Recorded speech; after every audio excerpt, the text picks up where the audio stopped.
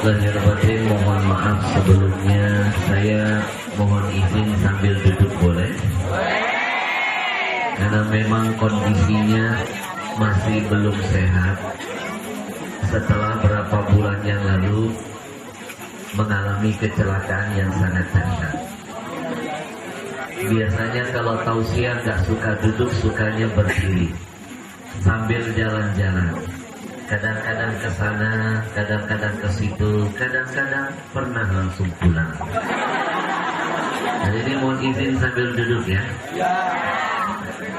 Bismillahirrahmanirrahim. Assalamualaikum warahmatullahi wabarakatuh.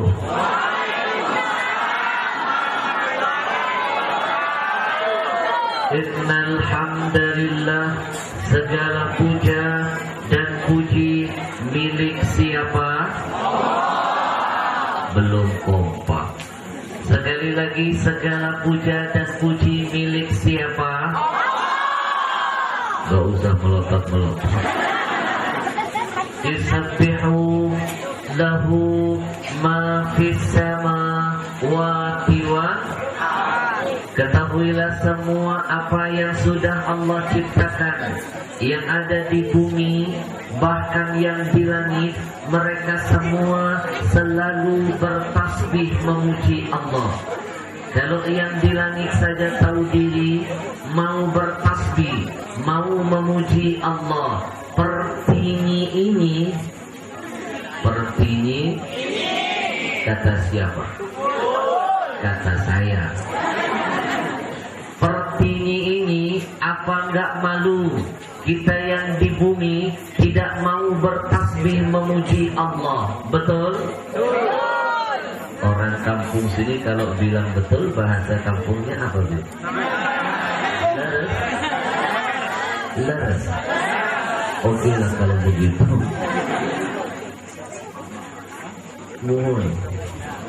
Mohon ajarin saya bahasa sini ya, biar saya nggak merasa jadi tamu.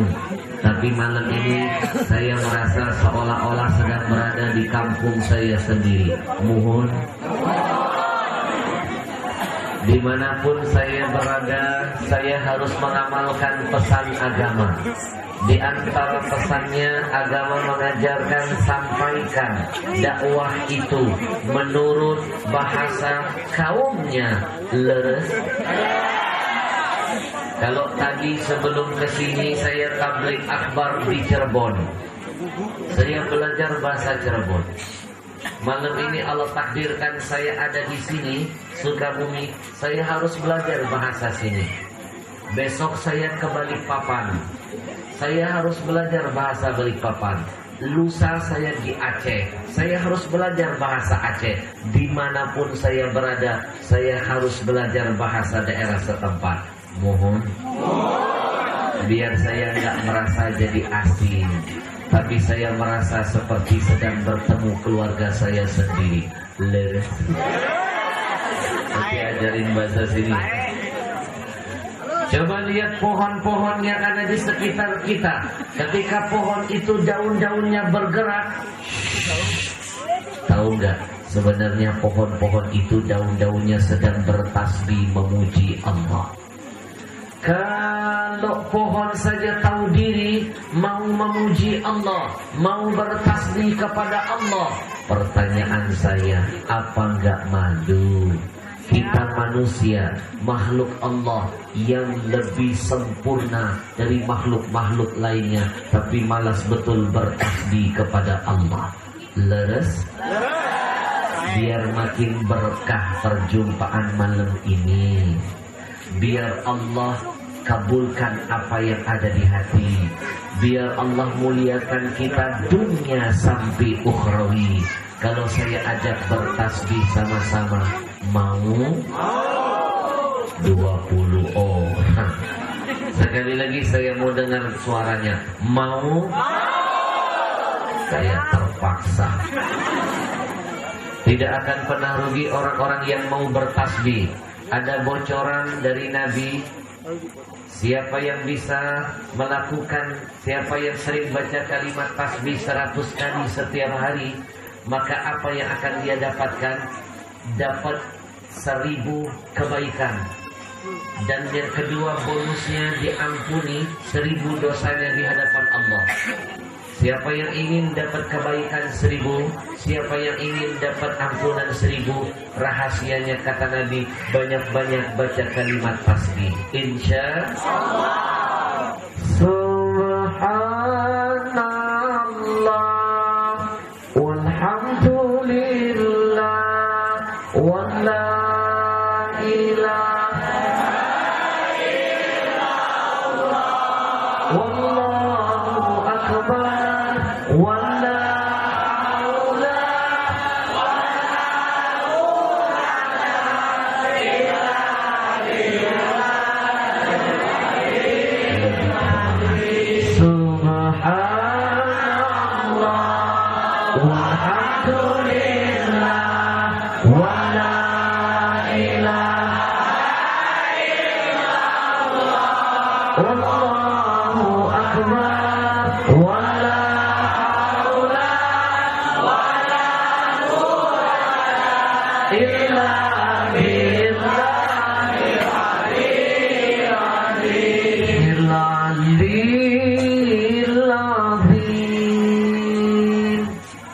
Tidak akan indah kalau hanya memuliakan Allah tapi belum memuliakan orang yang sudah dimuliakan Allah.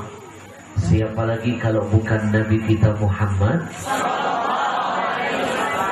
Tidak akan sempurna kalau hanya memuji Allah tapi belum memuji orang yang sudah dipuji oleh Allah. Siapa lagi kalau bukan Nabi kita Muhammad? Betapa hebat Nabi kita, yang memujinya adalah Allah yang maha dipuja. Kalau saya dipuji manusia, mungkin yang memuji saya rabun matanya. Atau jangan-jangan belum Allah nampakkan kejelekan yang ada pada diri saya. Tapi coba renungkan, pikirkan, simpulkan, yang memuji Nabi bukan makhluk tapi Khalik yang maha memiliki alam semesta. Yang memuji Nabi bukan manusia tapi Allah yang maha dipuja.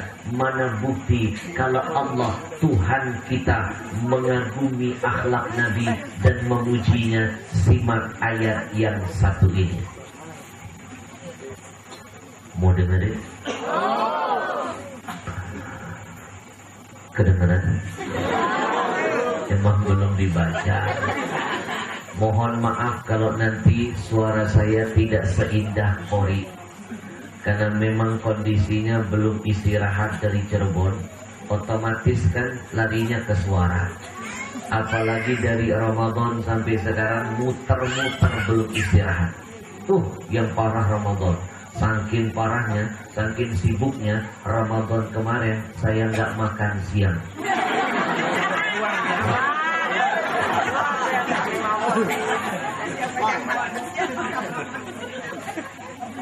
Malam ini di Sukabumi, besok di Balikpapan, lusa di Aceh, setelahnya Sumsel. Ada 2 kota di Indonesia ini, kalau saya diundang ceramah di sana, jujur saya gemeter. Apa 2 kota itu? 1 di Balikpapan dan di Palu. Di Balikpapan dan di Palu. Paham? Udah di Balikpapan, di Palu. Ini 2 kota yang saya takut kalau diundang ke sana. Allah saja memuji Nabi Muhammad. Wa innaka la'ala khuluqin 'azim.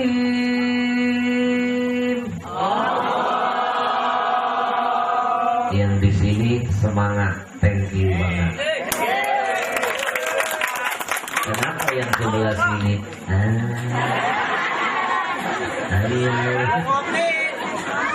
Saya paling anti loh kalau ada jamaah pengajian saya diajak masuk surga, semangatnya lemes model begini. Coba pahami makna ayat fastabiqul khairat.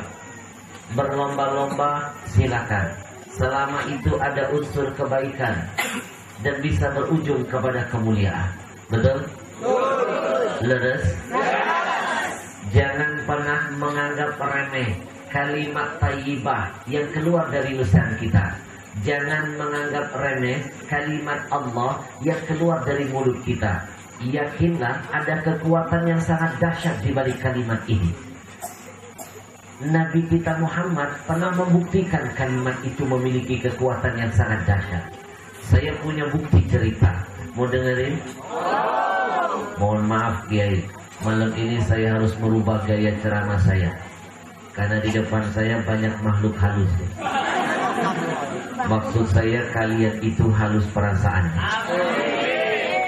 Jangan sampai mereka yang masih muda keluar dari acara malam ini, mereka kecewa lalu berkata, Allah tadi malam itu acaranya buat orang tua doang. Tanamkan di hati mereka ada rasa bangga duduk dan belajar bersama kita. Biarkan mereka keluar dari tempat ini, mereka tersenyum ceria sambil berkata, ternyata tadi itu acara juga buat kita. Oke bro? Gue suka gaya lo. Jangan krik bos. Ngadepin anak-anak harus pakai gaya anak-anak. Mau dengerin cerita? Anak-anak paling demen kalau dakwahnya ada cerita. Dan jangan meremehkan kekuatan cerita. Lihat Al-Quran 3/4 isinya lebih banyak cerita. Bahkan Nabi diajarkan oleh Allah menyampaikan dakwahnya lewat media cerita. Wa kullan naqussu 'alaika min amba'ir rusul ma nuthabbitu bihi fu'ada. Rasul saja diarahkan oleh Allah. Jangan lupa sampaikan cerita-cerita nabi-nabi sebelumnya. Kenapa? Karena dengan cerita menguatkan hati, insya Allah. Ada cerita menarik. Nabi SAW membuktikan betapa dahsyat kalimat Allah. Satu saat Nabi pernah perang. Selesai perang, Nabi tidur di bawah pohon. Shhh. Tolong dong, nanti kalau tangan saya begini, yang kompak kalian. Oke? Yang paling semangat dapat hadiah nanti. Dulu Nabi pernah perang. Siap-siap ya. Siap. Selesai perang, Nabi tidur di bawah pohon. Ini namanya teknik ceramah terbaru. Bagaimana membuat mereka seolah-olah tanpa disadari tenggelam masuk ke dalam cerita yang kita sampaikan. Minimal mereka nggak bikin kacau kita. Lebih kompak ya, karena nggak ada longgaran. Lalu Nabi mengambil pedangnya, siap-siap, dan menggantungkan pedangnya di salah satu ranting pohon. Tiba-tiba datang salah seorang kafir Quraisy. Dia lihat Nabi sedang tidur sendiri, tidak ada yang melindungi. Dia langsung lompat. Dia rampas pedang Nabi, lalu dia tempelkan ke leher Nabi. Lalu dia berkata, mana ada?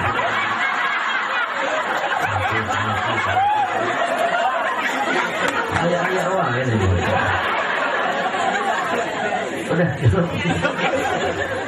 Muhammad, siapa yang bisa menyelamatkanmu? Pedang sudah di lehermu. Kalau sebelumnya aku tidak bisa mengancammu Muhammad, karena banyak sahabat yang siap mati menyelamatkan nyawamu. Sekarang Muhammad, cuma kita berdua. Pedang sudah di lehermu. Siapa yang bisa menyelamatkanmu?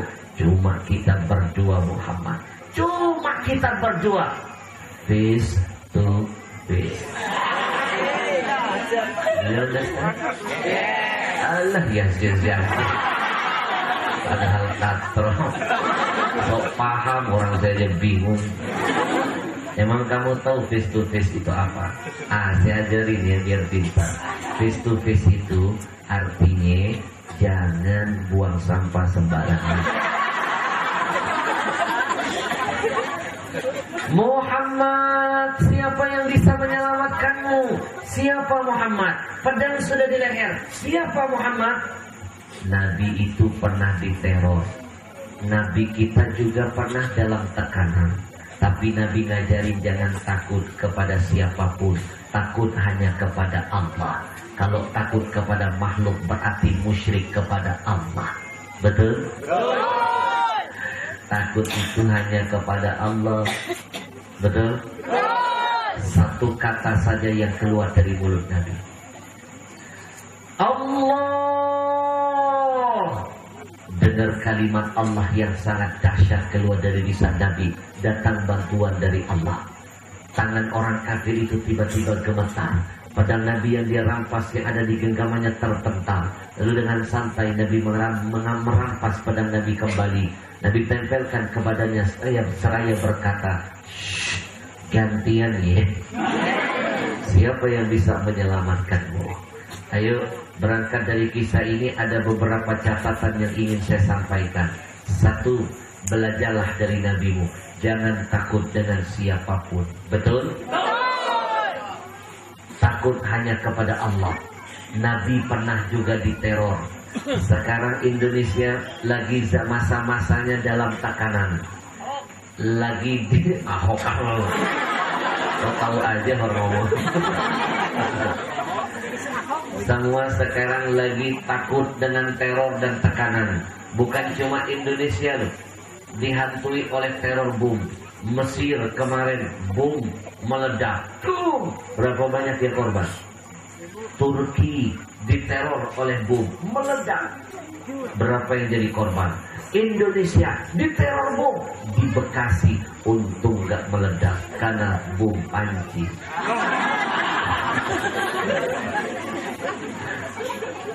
Bu,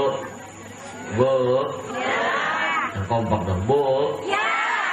Bu.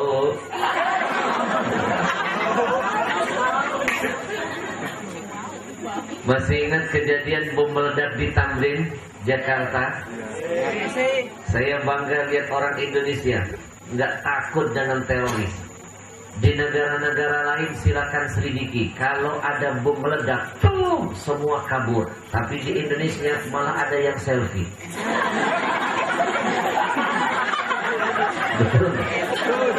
Di negara-negara lain kalau ada bom meledak, semua pertokohan tutup. Tapi di Indonesia jualan. Jualan sate, jualan jagung, jualan kacang. Apa nggak hebat Indonesia? Tepuk tangan dulu buat ini.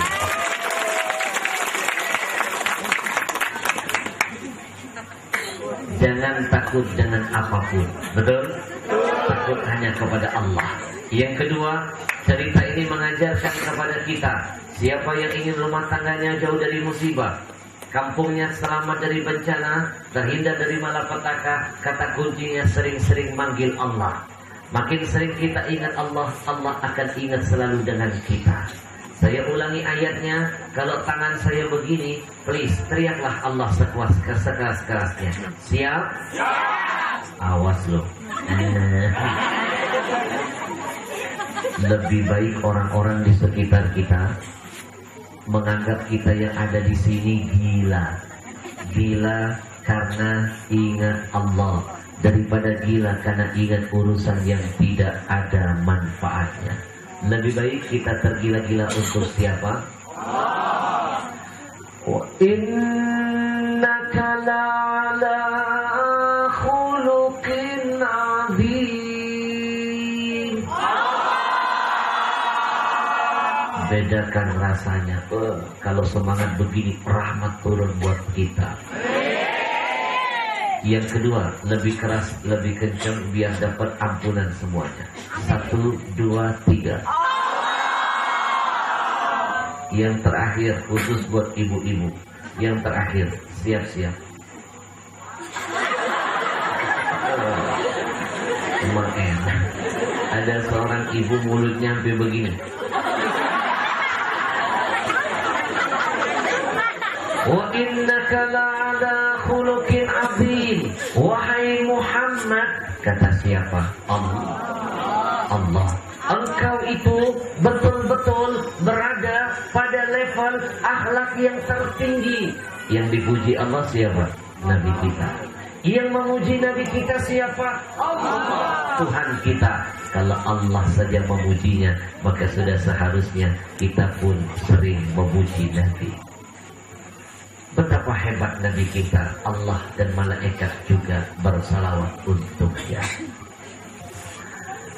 Innallaha wa malaikatahu yusalluna 'alan nabi. Ya ayyuhalladzina amanu sallu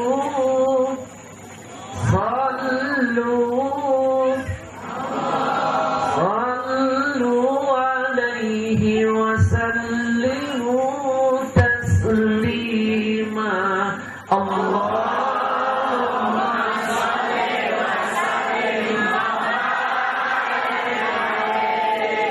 Wahai para pecinta Rasulullah, wahai orang-orang yang ingin dibangkitkan bersama Rasul, dan siapa yang ingin mendapatkan syafaatnya, bersalawatlah semuanya kepada Rasulullah. Ya Rasulullah, ya Habiballah, ya Rasulullah, ya Habiballah, Muhammad ibni Abdillah, Muhammad ibni Abdillah, Muhammad ibni Abdillah, Muhammad ibni Abdillah, ibni Abdillah. Allahumma salli wa sallim ala Rasulillah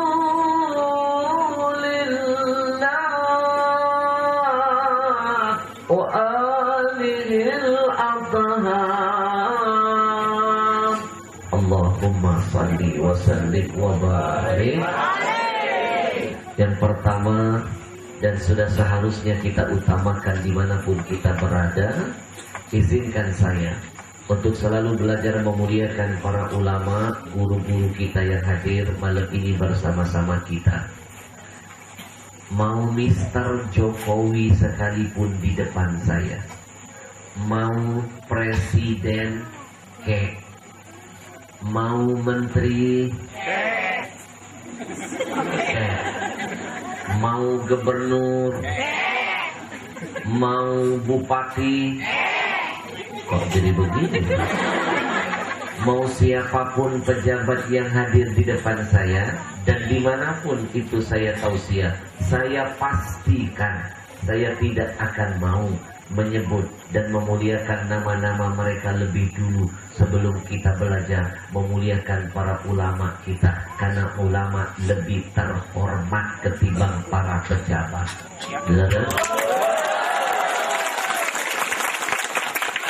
Saya mau titip pesan. Kalau yang kita peringati acara kenegaraan, oke, pejabat duluan boleh disebut namanya. Tapi setiap kali kita merayakan acara yang berbau religi, berbau agama, nanti dulu urusan pejabat. Ulama dulu yang harus kita sebut namanya. Betul? Kalau bukan kita, siapa lagi yang memuliakan ulama-ulama kita? Betul? Lihat kemarin waktu kejadian 4/11, ulama kita ditembak-tembakin. Saya kalau lihat kasus kemarin jadi ingat, yang cuma bisa sanggup begitu itu cuma mental PKI, Pak, yang nggak suka dengan ulama. Betul? Betul? Ulama lagi doa ditembak-tembakin. Oh, ternyata datang bantuan dari Allah.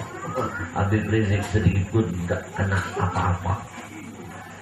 Saya 212 nggak bisa gabung karena saya lagi umroh. Hasil scan-nya ada tulisan 212.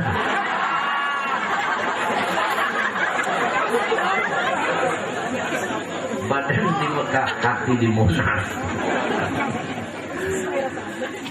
Bu, kalau ini malam presiden meninggal, besok rebutan orang jadi penggantinya. Mohon. Tapi kalau ini hari ulama yang wafat 10 tahun, 20 tahun, 30 tahun ke depan, belum jaminan ada yang mampu menggantikan mereka. Leres? Masih ingat kita kehilangan Kiai Haji Zainuddin MZ, Habib Munzir Al-Musawa, sahabat saya UJ.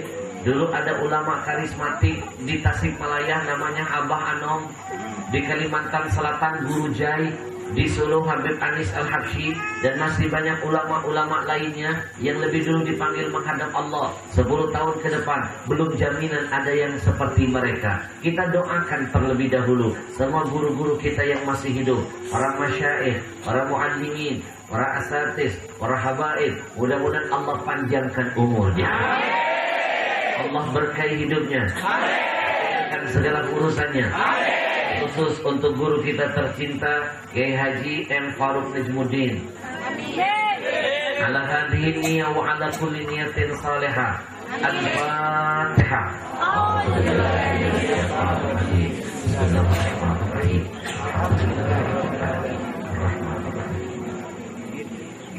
Ya, ya. Ihdinas siratal mustaqim, siratal ladzina an'amta 'alaihim ghairil maghdubi 'alaihim waladdallin. Yang saya hormati dan saya muliakan segenap para tokoh masyarakat, mungkin yang hadir Pak Camat, Pak Lurah, Pak Kades, dan lain sebagainya. Kita doakan mudah-mudahan selalu senantiasa istiqamah di dalam agamanya. Amin. Yang saya hormati dan saya muliakan segenap keluarga besar Pondok Pesantren Riyadut Thalibin, terkhusus untuk Kiai Haji M. Faruk Najmuddin dan segenap keluarga besar pondok. Sudah seharusnya saya memberikan ucapan tasyakur, terima kasih sebesar-besarnya. Sebab agama mengajarkan man lam yashkurin nas lam yashkurillah. Siapa orang yang tidak pandai berterima kasih kepada manusia, belum dianggap dia bersyukur kepada Allah. Kalau bukan karena wasilah beliau, saya nggak nyangka bisa nyampe ke planet ini. Perasaan dari Madalah, dari luar masuknya, kok nggak nyampe-nyampe. Berapa gunung udah dilewatin. Saya ingin berterima kasih juga kepada rekan polisi yang mengawal kita. Luar biasa, kita doakan abang-abang polisi kita mudah-mudahan dijaga dalam tugasnya. Amin. Adik manis, mau tahu nggak siapa polisi yang paling hebat di dunia ini? Bukan FBI loh, produk Amerika, bukan CIA loh, bukan polisi Rusia loh, apalagi polisi India. Suka telat nyampe ke lokasi. Polisi yang paling hebat itu ternyata polisi Indonesia. Nggak percaya? Saya kasihkan faktanya. Saya kasih faktanya. Polisi Amerika, FBI, CIA, karir tertinggi mereka hanya mampu menangkap teroris. Tapi polisi Indonesia bukan hanya teroris yang pernah ditangkap, Jibril pernah dipenjara. Masih ingat dulu ada kasus seorang perempuan sableng, namanya Liah Eden. Saya ganti namanya jadi Liah Edan. Gimana nggak edan?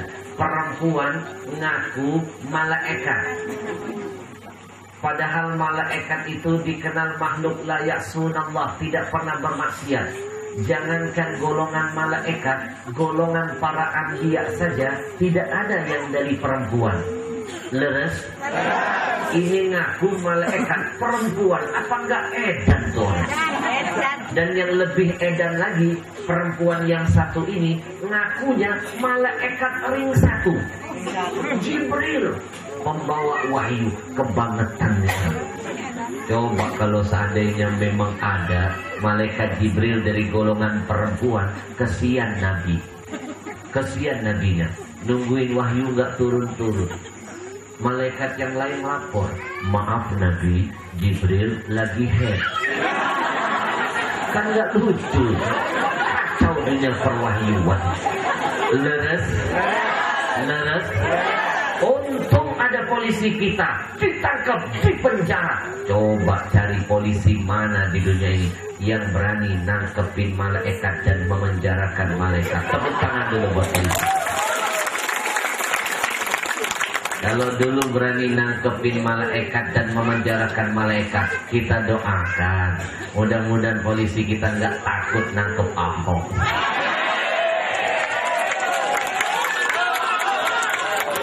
Salatullah, salamullah.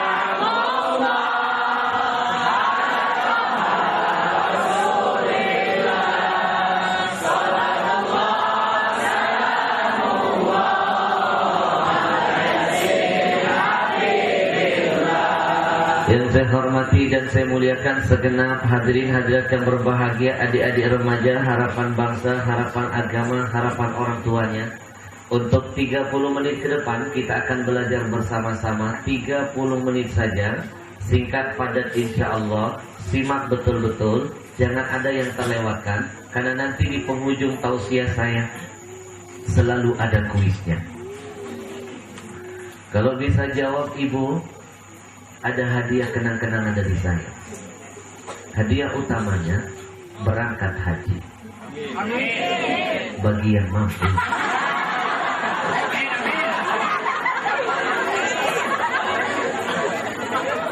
Ibu mau pergi haji, Bu? Mau umroh juga? Kalau saya tawarkan ada 2 pilihan, kira-kira ibu mau milih yang mana? Jangan salah memilih ya, nyesel nanti urusannya. Pilihan yang pertama, ibu mau dipanggil Allah jadi tamunya, atau ibu mau coba-coba pilihan kedua, mau dipanggil Allah. Mau yang mana? Kelihatan ada yang takut mati, Bu. Ekspresinya begini, Bu. Dua-duanya Betty, beda-beda tipis, sama-sama dapat panggilan. Cuma yang membedakannya kalau yang pertama dipanggil Allah jadi tamunya, itu maksudnya masih ada harapan pulang. Tapi jangan coba-coba berani milih yang nomor 2, dipanggil Allah, itu maknanya benar-benar dipulangkan alias rojiun. Mau yang pertama apa yang kedua? Yang kompak, Bu. Mau yang pertama apa yang kedua? Kelihatan ibu takut mati. Padahal mati tidak perlu ditakuti, karena mati sesuatu yang pasti. Janji ilahi dalam kitab suci, kullu nafsin dha'iqatul, semua yang bernyawa pasti mati. Seperti bahasa anak muda dalam lagunya, orang kaya mati, orang miskin mati, raja-raja mati, rakyat biasa mati. Apa lo ya? Yang perlu ditakuti adalah kalau mati nggak bawa bekal untuk hari nanti. Itu yang perlu ditakuti. Kalau matinya nggak usah takut, karena kita semua pasti mati. Mungkin bapak ibu duluan matinya, saya belakangan. Ya kan mungkin. Atau sebaliknya, biar adil, saya belakangan, ibu duluan, lebih bagus. Kita minta kepada Allah kalaupun kematian tiba, mudah-mudahan Allah wafatkan kita husnul khatimah. Ya Rabbal. Nanti yang bisa jawab pertanyaan saya dapat hadiah kecil. Jangan lihat kecilnya, temukan sesuatu yang besar yang ada di dalamnya. Saya kasih hadiah buku mega bestseller karangan saya, lengkap dengan tanda tangan aslinya. Dijamin ibu tidak akan bisa beli buku karangan saya ini di toko-toko bangunan, kecuali di tempat-tempat saya tausiah. Ini bukan sembarang buku loh. Buku ini sudah diangkat jadi film layar lebar religi pertama saya. Dan masih ada 7 film dakwah lagi yang sedang saya siapkan. Siapa tahu orang kampung sini ada yang berminat ingin ikut main di film saya. Mau? Mau. Sutradara saya bilang masih ada lowongan. Saya tanya jadi apa? Jenazah. Benar mau?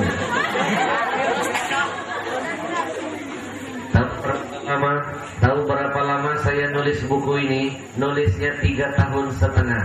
Nulisnya sampai nangis-nangis.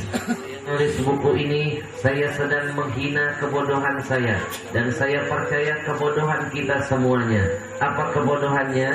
Sering mencari surga yang jauh, lupa dengan surga yang dekat. Siapa surga kita yang dekat? Ayah dan ibu kita. Lebih dekat lagi ada di mana? Di bawah telapak kaki ibu. Nangis nanti kamu baca buku ini, makin ingat dengan dosa masa lalu, makin sayang dengan ayah ibu. Soalnya pernah terbukti. Saya pernah ceramah di satu tempat. Yang hadir jamaahnya ribuan orang. Sekali lagi saya ulangi, ribuan orang, hidup semuanya. Tiba-tiba saya terharu ketika saya melihat ke belakang. Nampak seorang preman diam-diam ngedengerin ceramah saya. Preman masih mau ngedengerin kebaikan. Preman loh. Saya lebih bangga punya teman, seorang preman sekalipun, badan penuh tato, asal kupingnya masih mau menerima pendapat dan kebenaran dari mulut orang lain. Daripada punya teman, sok merasa suci, sok paling pintar, tapi gak mau menghargai pendapat orang lain. Dikit-dikit, bid'ah, syirik, haram. Hello, emang dia aja yang boleh beristihad. Orang lain nggak boleh beristihad, betul? Doang yang punya dalil, kita pun juga punya dalil, betul? Adalah istri Nabi yang bernama Aisyah. Satu saat datang seseorang bertanya, wahai ummul mukminin, mata yakunu al-mar'u musian? Kapan seseorang itu dipandang Allah Tuhannya sebagai makhluk yang hina? Kapan? Istri Nabi menjawab, hina yadhunnu annahu muhsinun. Ketika dia sudah mulai berani berkata, saya paling pintar, saya paling hebat, saya paling benar, yang lain semua sesat, bid'ah, haram, syirik. Hari itu sebenarnya dia sudah hina di hadapan Allah Tuhannya. Leres? Lebih baik kita merasa paling banyak dosa di kampung ini daripada merasa paling banyak amalnya. Bu, saya kagum lihat preman masih mau dengar kebenaran. Saya panggil preman itu ke depan, lalu saya hadiahkan buku karangan saya ini. Tahu apa yang terjadi? Subhanallah, belum dia baca, baru dia pegang sudah nangis-nangis buku itu preman. Saya tanya dia, abang, kenapa abang menangis? Ternyata dia nangis karena nggak bisa baca.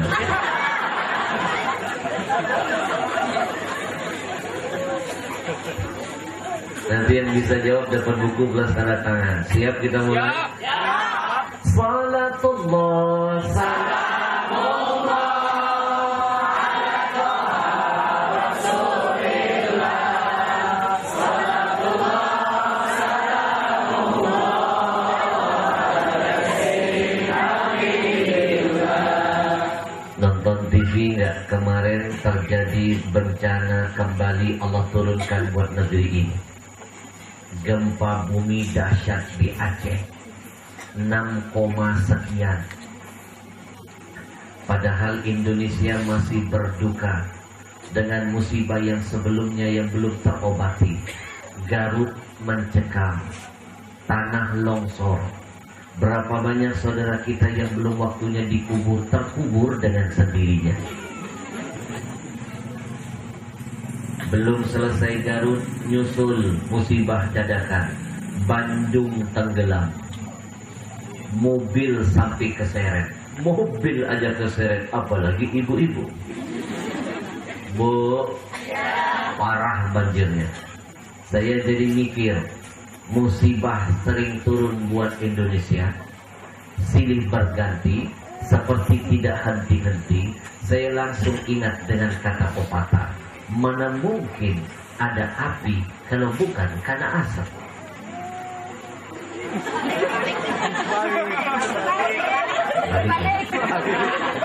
Yang benar apa? Mana mungkin ada asap kalau bukan karena api. Oh, tadi saya ngomong apa? Mana mungkin ada api kalau bukan? Berarti saya salah. Oh, yang ceramah siapa? Mulut siapa? Bodoh bodoh. Ini teknik ceramah yang berikutnya sengaja dibikin terbulat karena saya ingin lihat berarti kalian konsentrasi. Tepuk tangan dulu dong. Mana mungkin ada asap kalau bukan karena api? Mana mungkin Allah murka lalu menghadirkan bencana kalau bukan karena diawali kesalahan yang sudah terjadi? Kesalahan apa yang ada di negeri ini? Banyak. Saking banyaknya saya tuangkan dalam buku saya berikutnya. 90% sudah selesai tulisannya, tinggal 10% tambahannya. Tinggal masukin Ahok doang. Bu, bukunya saya kasih judul Ada Apa Dengan Indonesia? Jawabannya ada-ada saja. Banyak hal yang membuat Allah murka dengan Indonesia, karena Indonesia sedang dilanda bermacam-macam krisis. Kalau saya sebutkan satu persatu tidak akan selesai sampai besok. Di antaranya krisis apa yang sedang terjadi di Indonesia yang berujung menjadi datangnya bencana. Salah satunya, jujur, Indonesia sedang dilanda krisis akhlak. Leres? Leres? Yang tua tidak merangkul yang muda, yang muda tidak mau menghargai yang tua. Pantas datang bencana. Bu, dulu waktu saya masih kecil, seusia kamu nak, dulu saya pernah ingat betul, zaman kita dulu, yang namanya akhlak benar-benar dijaga. Kalau lewat di salah satu jalan, di depan ada orang yang lebih tua, jalan tertati-tati, kami yang muda gak berani motong jalannya. Pamali takut kuala, kita jagain tungkongkong dari belakang sambil begini. Ayo mau kemana? Takut ketiup angin. Tapi coba lihat anak-anak muda zaman sekarang, terjadi pergeseran, akhlak gak karuan. Jalan di salah satu gang, ada orang tua di depannya, jalan tertati-tati, bukan cuma dipotong, tapi plus ditabrak. Padahal yang tua-tua begitu nggak perlu ditabrak, nunggu waktu doang. Les, Dek, kamu tahu nggak, dulu saya pernah merasakan masa-masa seperti kalian. Saya juga pernah nyantri di pondok, walaupun nyantrinya sebentar, 7 tahun. Sebentar apa lama? Lama. Kalau dalam kamus rumah tangga keluarga besar saya yang paling sedikit merasakan dunia pondok. Rata-rata paman saya itu mondok belasan tahun di Mekah. Paman saya yang pertama mondok di Mekah 11 tahun. Tahun ke-11 baru pulang ke Indonesia. 11 tahun nggak balik-balik. Paman saya yang kedua 12 tahun di Mekah, nggak balik-balik. Tahun ke-12 baru pulang. Yang paling lama, tahu nggak, paman saya ketiga. Sekarang udah masuk 35 tahun, nggak balik-balik ke Indonesia. Kenapa? Meninggal di sana. Saya cuma 7 tahun, malu. Dulu ketika kami mondok, Pak, saya ingat betul, kita santri mana berani melawan guru. Dulu kami anak santri punya mutu, ana abdun liman allamani harfan. Saya siap jadi budak sekalipun bagi seorang yang mengajarkan satu huruf kebaikan, walaupun satu huruf. Bagi kami budak. Yang namanya budak mau diginiin gak melawan. Yang namanya budak mau dicubit gak ngelaporin ke ayah ibunya. Yang namanya budak mau dipukul tetap ridho. Tapi coba lihat anak-anak didik sekarang. Aduh, nonton TV gak guru dikeroyok murid, guru ditonjok murid, pulang ke rumah ngadu sama orang tuanya ikut ngeroyokin. Zaman dulu kita kalau melapor sama orang tua malah dimarahin sama orang tua. Betul? Sekarang jujur terjadi pergeseran akhlak. Makanya saya mau titip pesan buat adik-adik, tolong ingat pesan Nabi. Kamu mau tahu siapa manusia yang paling mulia berjalan di muka bumi? Bukan presiden saya. Khairu may yamshi ala wajhil ar'al muallimun. Manusia yang paling mulia berjalan di muka bumi, mereka adalah para guru-guru kita. Tepuk tangan dulu untuk semua guru-guru kita. Karena tidak mungkin ada presiden kalau bukan karena siapa? Yang kompak. Tidak mungkin ada menteri kalau bukan karena siapa? Tidak mungkin ada gubernur, bupati dan wali kota kalau bukan karena siapa? Tidak mungkin ada teroris kalau bukan karena siapa? Benar juga ya. Dari mana dia tahu bikin bom kalau nggak ada yang ngajarin? Kita doakan guru-guru kita, mudah-mudahan selalu senantiasa mendidik kita ke jalan Allah dan Rasulnya. Amin. Ya Rabbal. Ya Nabi salam alaika. Ya Rasul salam alaika. Ya Habib salam alaika.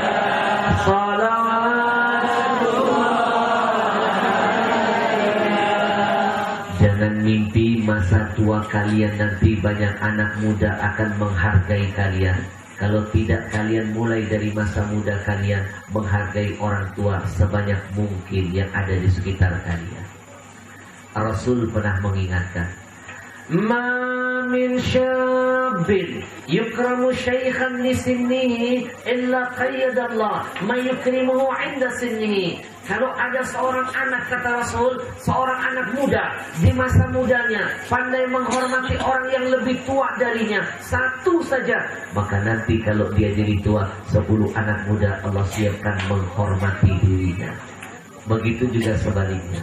Kalau ada anak muda di masa mudanya sudah melawan orang yang lebih tua darinya, satu saja, maka nanti siap-siap ketika dia jadi tua, 10 anak muda akan dibuat oleh Allah berbuat zalim lebih gila dari apa yang pernah dia lakukan. Pilihan terserah kalian. Mau tahu besok manen apa? Tanya hari ini apa yang sedang kalian tanam. Jangan mimpi mau panen padi kalau yang ditanam cuma rumput belalang. Leres? Leres? Saya punya cerita nyata ketika suatu saat saya pulang tabligh akbar dari satu tempat. Jam 12 malam. Dari arah yang berlawanan saya melihat ada seorang kakek tua dikeroyok 3 anak muda. Babak belur tuh kakek. Ada anak yang nonjok wajah si kakek, kerucuk. Ada yang nendang dadahnya, kelepuk. Ada yang diam-diam dari belakang gigit. Oh. Orang sini bilang nonjok, bahasanya apa? Nonjok sama. Nonjok. Kalau nendang? Najong. Kalau ngigit? Mulai serem. Ini planet apa sih?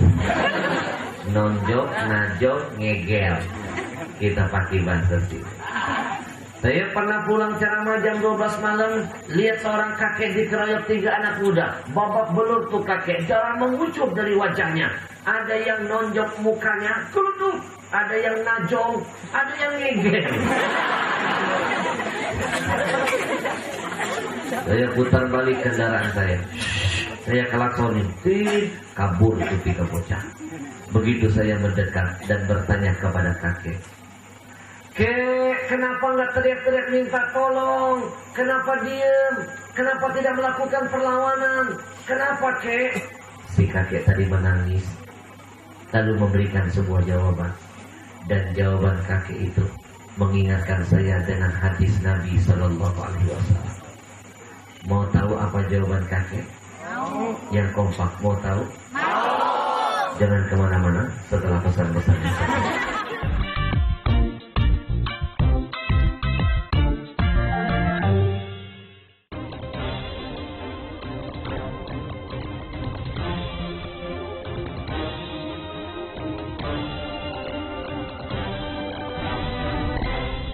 Hello YouTubers, apa kabar semuanya? Semoga sehat selalu ya dan tetap dalam lindungan Allah Subhanahu wa taala. Amin ya Allah. Apalagi sekarang kan hari Jumat ya. Semoga keberkahan dan kebaikan buat kita semua. Amin amin ya rabbal alamin. Tapi YouTubers, ada kabar kurang sedap nih dari Ustadz Ahmad Al-Habsyi. Beliau diberitakan mengalami kecelakaan usai mengisi ceramah agama di Mandailing, Natal, Sumatera Utara. Nah, kabar kecelakaan sang Ustadz itu sendiri pertama kali disebar di akun Twitter miliknya @Ustadz Al-Habsyi, di mana dalam foto tersebut terlihat mobil yang ditumpangi sang Ustadz Alphard berwarna putih menabrak sebuah rumah. Alhasil mobil mewah itu ringsek hampir di seluruh sisi bodi mobil. Tapi beruntung dan syukur alhamdulillah Ustadz Al-Habsyi dalam kondisi baik-baik saja. Meski begitu YouTubers, Ustadz Al-Habsyi mengalami memar-memar di bagian kepala dan leher, sementara pelipis beliau harus dilakukan jahitan karena mengalami sobek akibat benturan. Untuk mendapatkan pertolongan pertama, sang Ustadz dan rombongan sempat dilarikan ke rumah sakit terdekat,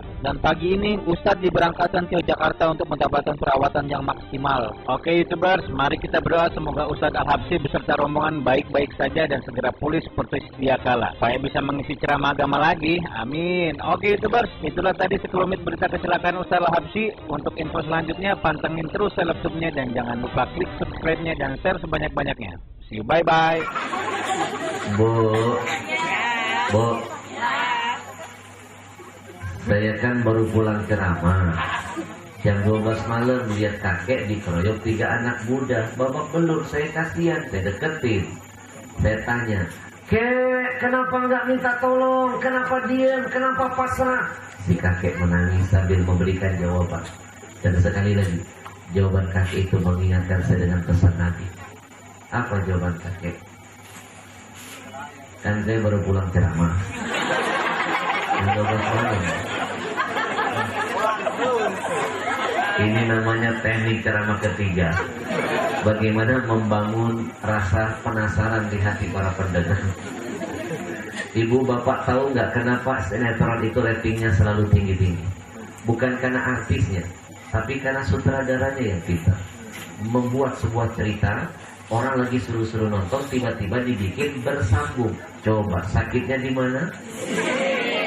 Besok pasti ditungguin tuh sinetron. Tayang jam 6, jam 4 sore udah nongkrong nonton gitu. Nggak mau kelewatan. Kenapa? Teknik krius bikin orang penasaran. Nah, saya lagi coba mengambil teknik ini dihubungkan ke dalam dakwah. Bu, mau tahu jawaban si kakek? Mau tahu? Mau tahu? Kan saya baru pulang ceramah.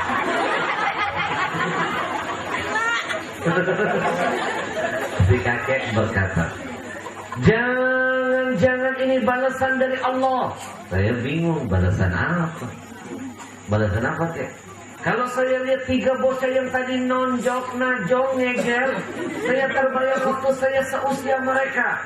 Maksud kakek, dulu saya pernah nonjok, saya pernah najong, saya pernah ngeger kakek saya sendirian.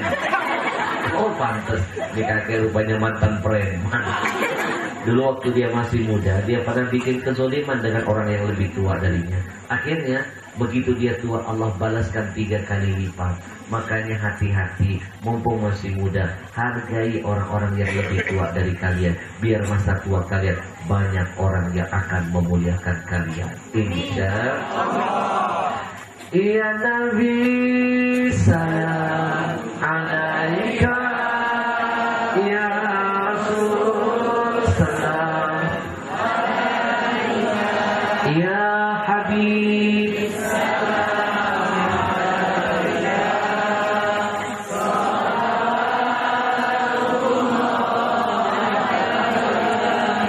singkat, padat, ceramah nggak usah bertele-tele. Yang penting tek intinya. Buat apa ceramah panjang lebar? Karena panjang kali lebar sama dengan luas. Episode terakhir.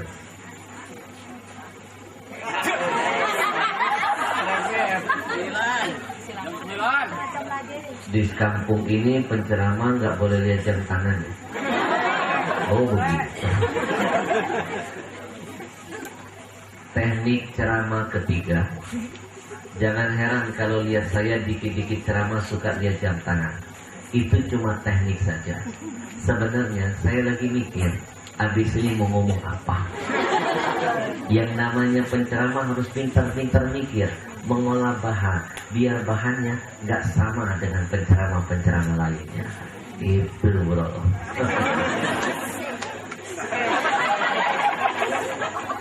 Satu jam sudah berlalu tanpa terasa. Masih sanggup terus? Yang kenceng dong, terus? Memang saya tukang parkir.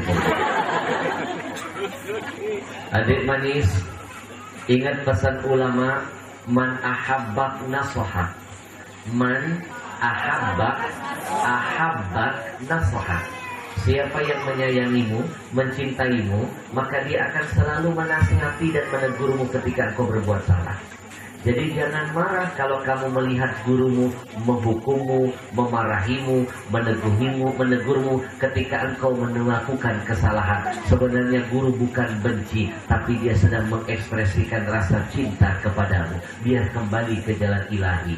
Insya Allah. Dan saya jamin, saya pastikan, kalau kalian mendapatkan hukuman dari para guru dan betul-betul kalian ridho, legowo, hukuman tidak membawa mudarat tapi mendatangkan manfaat. Insya Allah. Saya punya cerita nyata. Dulu ketika saya nyantri, ada teman saya malas betul menghafal. Setiap hari kita dikasih hafalan 10 ayat, yang lain hafal, cuma dia doang yang nggak mau hafal. Besok dipanggil guru, hati-hati ya, besok kalau nggak hafal kamu saya pukul pakai tongkat. Besok lain-lain hafal, dia lagi-lagi nggak mau hafal. Diperingatkan yang terakhir, intabih, hati-hati. Kalau besok kamu nggak ngafal lagi, saya pukul kamu pakai tongkat, kata guru. Guru kita dulu, dari Mekah, Madinah, Kuwait, Mesir, itu tahu sendiri orang-orang yang lama di Arab, itu strengthnya minta ampun. Kalau di kelas ketawa sedikit dilempar pakai penghapus. Dan rata-rata guru kita itu pelempar penghapus tercepat semua. Orang biasa lempar jumroh, yang dilempar setan. Betul? Dek, guru saya ngasih peringatan, awas besok terakhir kalau kamu masih meremehkan, gak mau hafal, saya pukul pakai tongkat. Besok yang lain hafal, lagi-lagi dia gak mau hafal. Guru saya ngambil tongkat, mau mukul badannya. Dia menghindar, tongkat nggak kena badan, tapi kena ke kepalanya, bocor kepalanya, pingsan, masuk rumah sakit, tidak sadarkan diri. Apakah keluar kata Komnas HAM? Tidak. Apakah ada tuntutan dari orang tuanya? Tidak. Guru saya tiap malam nungguin dia sadar, sambil naruh tongkat di samping ranjangnya.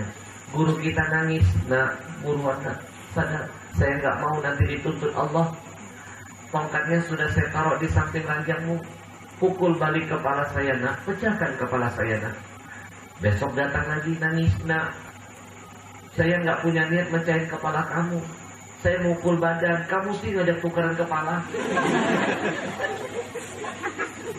Begitu teman saya sadar, apakah keluar kata Komnas HAM? Apakah keluar kata tuntutan? Tidak. Malah dia usap air mata guru kita yang sedang menangis. Guru nggak salah. Yang salah saya. Saya memang nggak pantas jadi murid guru. Saya memang murid yang nggak tahu diri. Tapi kepalamu pecah gara-gara tongkat saya. Justru itu saya mau terima kasih sama guru. Kok terima kasih? Gara-gara guru ketok kepala saya. Kok otak saya lebih encer dari guru. Saya pikir main-main teman saya. Ternyata keluar dari rumah sakit mendadak dapat berkah. Mendadak jadi anak yang cerdas, gampang menyerap hafalan. Kenapa? Karena dia ridho dan legowo, nerimo hukuman gurunya. Hukuman gak bawa mudarat, tapi memberi manfaat. Keluar dari pondok, begitu selesai diketok 50 ayat satu hari bisa dia telan. Sebelum diketok 10 ayat susah. Begitu setelah dikotak 50 ayat, besok 50, lusa 50. Saya lihat perubahannya begitu hebat. Saya takut ranking saya melayang. Saya undang teman-teman saya, kita ngadep guru, pengen diketok semua. Saya ajak teman-teman. Kenapa bisa begini? Jangan tanya saya. Idza arada syai'an ayyaqula lahu subhanallah walhamdulillah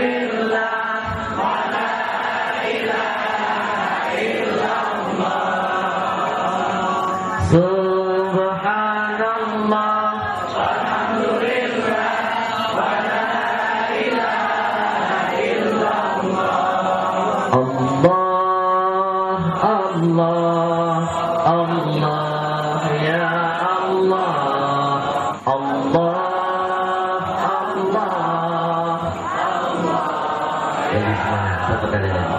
Subhanallah. Walhamdulillah. Wa la ilaha illallah. Subhanallah. Walhamdulillah. Wa la ilaha illallah. Allah, Allah, Allah, ya Allah. Allah, Allah, Allah, ya Allah, ya Allah. Singkat, padat.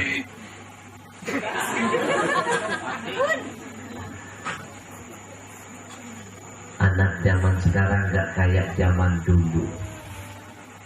Zaman dulu, Pak, kita kalau ngajak anak pergi pengajian berisik, gak perlu pakai cubitan.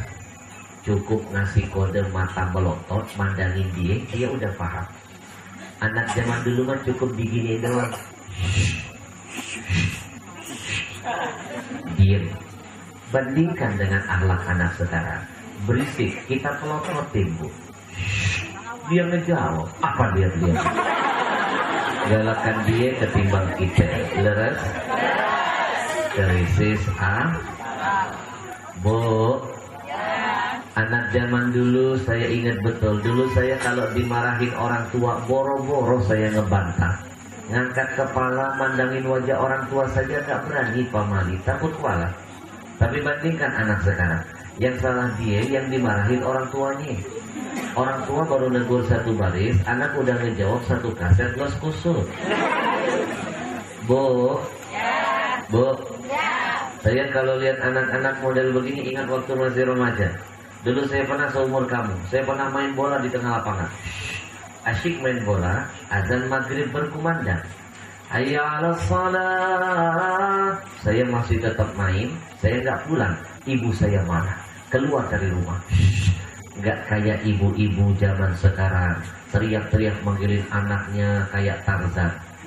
Ibu saya nggak pakai teriakan, cukup keluar dari rumah, berdiri di pinggir lapangan, hanya dengan menggunakan tangan gaya begini sudah bikin saya anaknya keringetan. Ibu saya cukup begini doang. Kayak ada magnet menarik saya. Saya langsung mendekat, menundukkan kepala, siap diomelin oleh ibu saya. Ibu saya langsung berkata, "Nak, kamu tahu kenapa ibu nggak pakai teriakan? Ibu malu dengan Allah. Teriakan azan, panggilan sholat, menghadap Tuhanmu saja kamu abaikan. Apalagi teriakanku. Pulang kamu ke rumah sekarang, nak. Pulang, dirikan sholat." Sebelum pulang, saya dipeluk, dibacakan doa di kuping saya, dan doanya diambil dari ayat Al-Quran, langsung menusuk ke dalam hati ketika diartikan ayatnya. Nangis saya, langsung nangis. Apa ayatnya? Rabbi habli minas sholihin. Ya Allah, jadikan anakku menjadi anak yang soleh, ya Allah. Ini catatan buat bapak ibu. Marah kepada anak boleh silakan, tapi jangan asyik marah lalu lupa mendoakan. Yang paling mantap doa cepat naik itu bisa mendoakan di saat kita sedang disakiti. Betul? Ini kadang-kadang anak salah kita nggak sadar ngeluarin omongan, akhirnya dicatat jadi doa. Anak nakal kita pukul, setan lu. Berarti jadi apa doa? Goblok lu, cengeng lu. Berarti mentalnya jadi mental cengeng. Bu, mulutmu harimaumu. Sejarah membuktikan. Ibu tahu imam besar Masjidil Haram namanya Imam Sudes, imam nomor 1 di Mekah dan Madinah. Tahu kenapa bisa jadi imam besar? Karena dulu waktu masih remaja pernah bikin salah dengan ibunya. Ibunya marah lalu disumpah ibunya. Ibunya berkata, "Sudes, kamu sudah berbuat kesalahan. Ibu tersinggung. Ibu sumpahin kamu jadi imam besar Masjidil Haram." Sumpah jadi doa. Doa bawa berkah. Sudah jadi imam beneran di sana. Bu, mulai sekarang kalau marah sama anak, pastikan marah bawa berkah. Anak nakal cubit, jadi pimpinan pondok pesantren. Jadi bupati. Betul nggak? Kamu jadi presiden, tapi jangan kabur kalau rakyat demo. Tepuk tangan dulu, Bapak. Bu, contohnya Sudes jadi imam. Kenapa sumpah ibunya? Tahu Imam Sudes kan? Imam nomor 1. Suaranya merdu banget loh. Kalau dia baca Quran merdu banget. Mau saya praktekin nggak? Mau. Nah, sedikit aja ya. Imam Sudes, imam nomor 1 di Mekah. Suaranya merdu.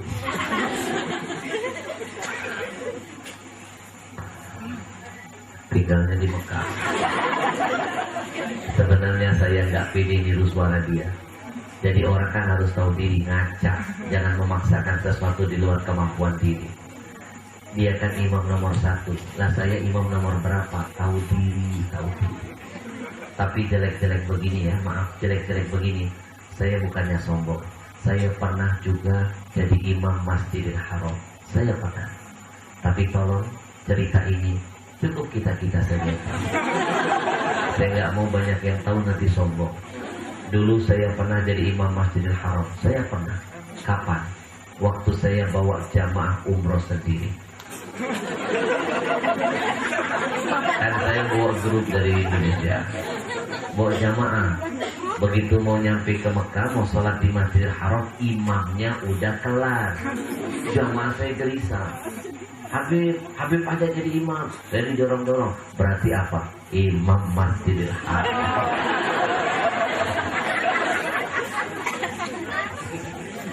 Tolong ya, rahasia ini udah lama loh saya simpan. Jangan sampai dibocorkan. Alhamdulillahi Rabbil Alamin. Cukup.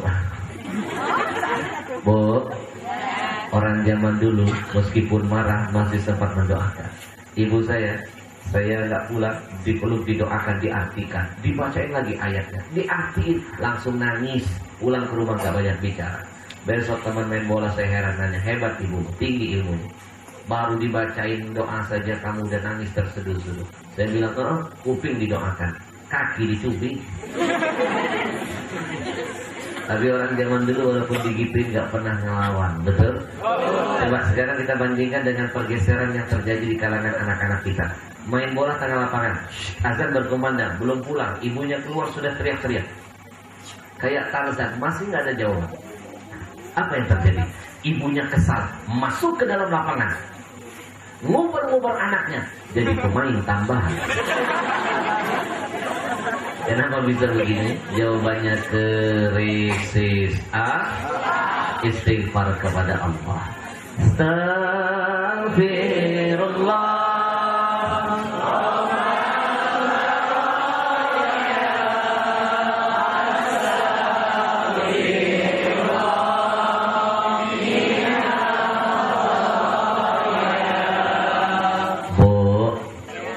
Kalau boleh jujur, saking bobroknya akhlak manusia sekarang, maaf, lebih gila daripada setan. Percaya nggak kalau akhlak manusia sekarang lebih gila dari setan? Nggak percaya? Dan nonton TV kemarin ada kasus mantu memperkosa mertua.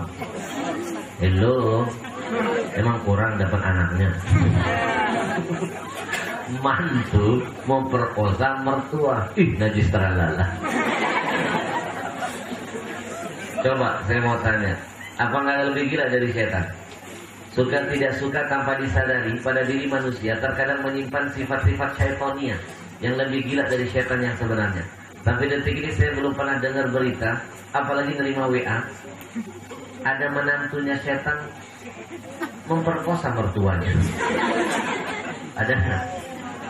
Dek, kamu tahu anak-anak muda di luar sana suka tawuran, saling berbunuh-bunuhan, padahal sesama manusia tidak saling mencintai dan menghargai.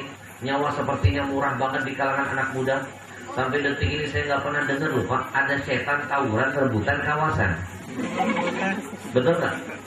Adik beradik bisa berantem bunuh-bunuhan karena rebutan warisan. Anak setan ada nggak rebutan warisan? Seorang ayah menghamili putri kandungnya. Setan gak ada yang begitu. Bahkan yang lebih gila, banyak sekali loh seorang anak sanggup membunuh ibu dan ayahnya. Sampai detik ini gak ada anak setan durhaka dengan orang tuanya, apalagi membunuh anak manusia. Banyak, berarti kita lebih gila daripada siapa?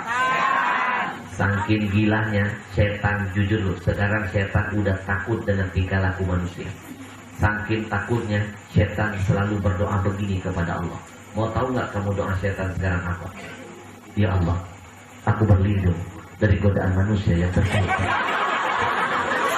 Kenapa? Manusia sekarang lebih gila daripada setan. Istighfar kepada Allah. Lebih enak ngadepin setan beneran. Kalau ketemu cukup modal bacain ayat kursi kabur. Tapi kalau ngadepin manusia wujudnya, tabiatnya lebih gila dari setan, kita bacain ayat kursi nggak mempan, dia tetap cengar-cengir. Gimana cara ngusirnya? Jangan pakai ayatnya, kursinya lemparin saja. Betul? Sekali lagi istighfar kepada Allah. Astagfirullah.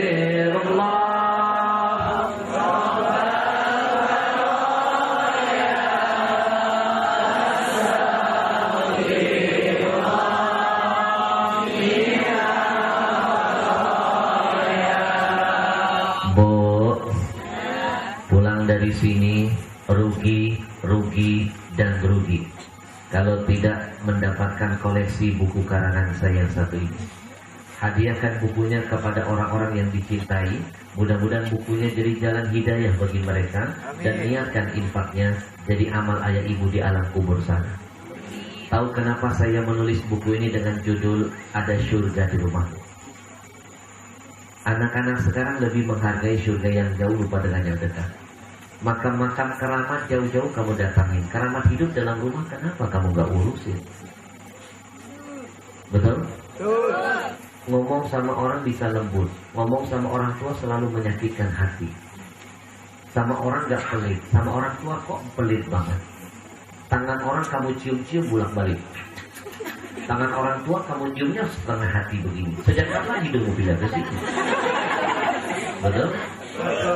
Buat apa kita mulia di luar sana kalau hina di mata orang tua kita sendiri? Lebih baik kita hina di luar sana asal mulia di hadapan orang tua kita sendiri. Tepuk tangan buat ayah ibu kita semua. Nanti saya kupas tuntas di buku saya. Beli ya. Yang beli tak kasih tanda tangan. Baik, satu buku saya hadiahkan buat yang bisa jawab pertanyaan saya. Lengkap dengan tanda tangannya.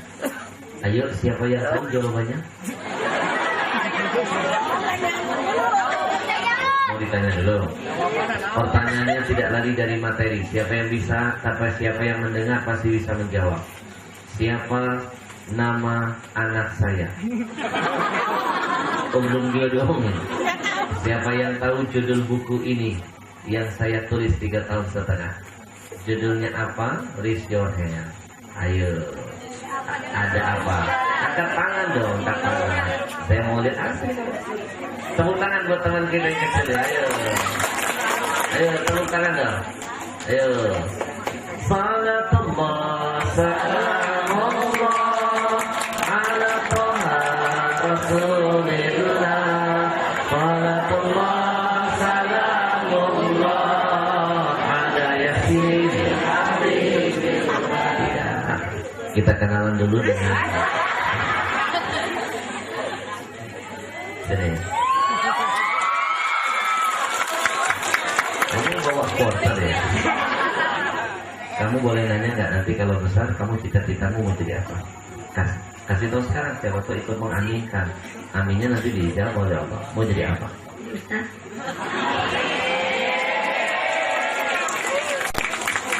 Jadi ustaz. Tapi udah kelihatan kamu, dari tadi kelihatan kamu berani. Kalau begitu kamu lanjutkan ceramah sebulan.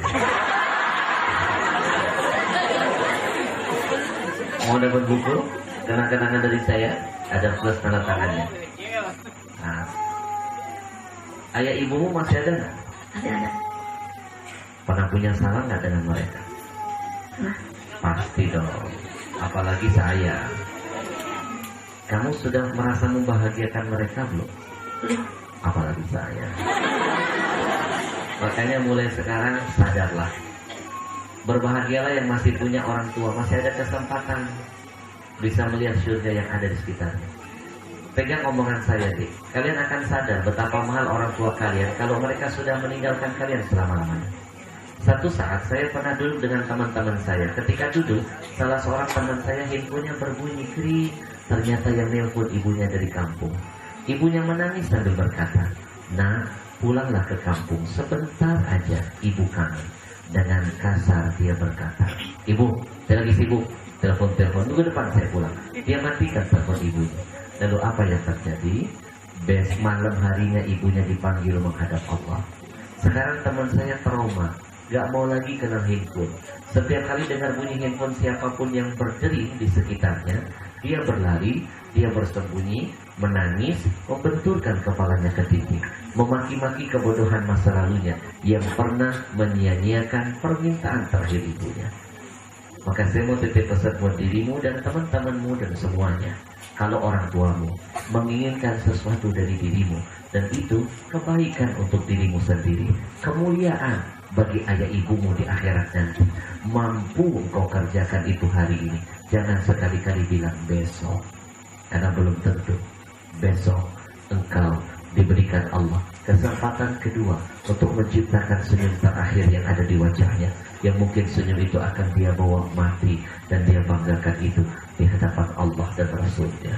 Tepuk tangan paling meriah buat orang tua kita.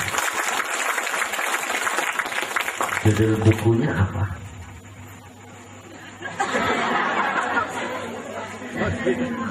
Ada surga di rumahmu.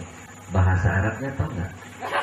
Al-Jannah fi baiti. Al-Jannah fi baiti. Kamu rajin-rajin belajar bahasa Arab. Saya malu pernah di Jakarta ketemu pendeta, sudah banyak yang ngomong Arab. Pendeta sudah banyak yang ngomong Arab.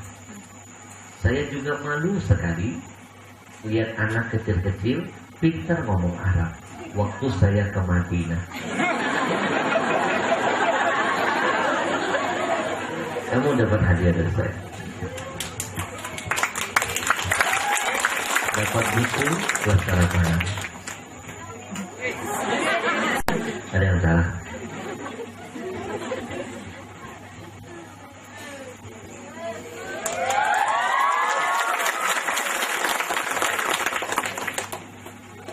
Dapatkan bukunya, ada di sudut sana. Yang beli bawa cepat-cepat ke sini, saya kasih tanda tangan. Dan niatkan ini bisa menjadi jalan bagi anak-anak kita untuk bisa memahami dan menghargai surga yang terdekat dalam hidupnya. Rugi nggak beli? Rugi nggak beli? Belum tentu ketemu kembali. 3 tahun setengah. 3 tahun setengah saya nulisnya sampai nangis.